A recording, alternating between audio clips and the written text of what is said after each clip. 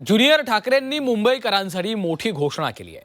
मुंबईत 700 चौरस फूट घरांना मालमत्ता कर माफ करणार असल्याची घोषणा आदित्य ठाकरे आणि अमित ठाकरेंनी केली। घरकाम करणाऱ्या महिलांना 1,500 रुपये देणार असल्याची घोषणा यावेळी दोघांनी केली आहे। काल शिवसेना, युबीटी, मनसे आणि राष्ट्रवादी शरद पवार पक्षाच्या उमेदवारांना दोघांनी मार्गदर्शन केलेलं आहे। यावेळी मुंबईकरांचं कर प्रणालीचं ओझं कमी करणार अशी घोषणा ज्युनियर ठाकरेंनी केली।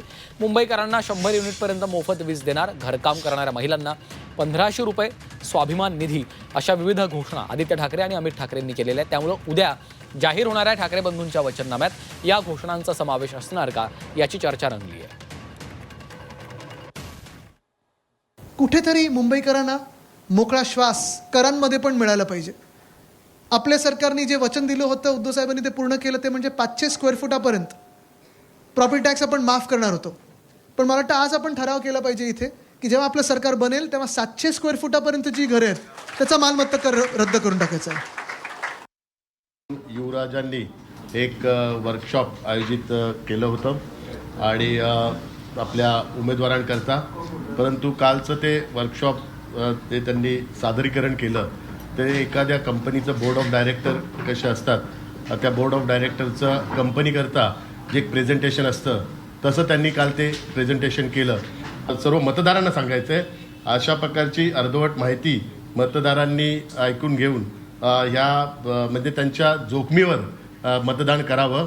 इलेक्शन कमिशन त्यांच्या त्या मतदाराची कुठलीही जबाबदारी घेणार नाही। आम्हाला बालक पालक जो सिनेमा आहे त्याची आठवण आली आणि बालक पालक सिनेमाची आठवण येताना दोन युवराजांचा जो अभ्यास खरा पालकांनी करून घ्यायला पाहिजे होता।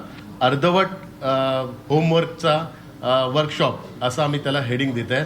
अर्धवट होमवर्क केल्यामुळे कालचं प्रेझेंटेशन वर्कशॉपचं त्यांनी केलेलं आहे। त्यामुळे पालकांनी जर व्यवस्थित त्यांचं होमवर्क करून घेतलं असतं आणि त्यांना नीट माहिती दिली असती तर त्यांनी ते वर्कशॉप ठेवलंच नसतं। कालच्या त्यांच्या वर्कशॉपमध्ये त्यांनी ज्या ज्या गोष्टींचा उल्लेख केला सगळं बनवाबनवी आहे। 30 वर्ष 25-30 वर्ष महानगरपालिकेत सत्ता काही नाही, आउटपुट झिरो। 2.5 वर्ष मुख्यमंत्रीपद, आउटपुट झिरो।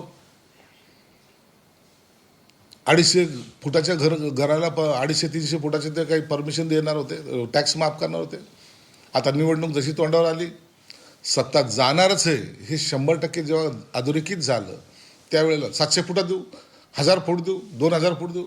आतापर्यंत काय करत होते? पर्सेंटेज पाहत होते ना।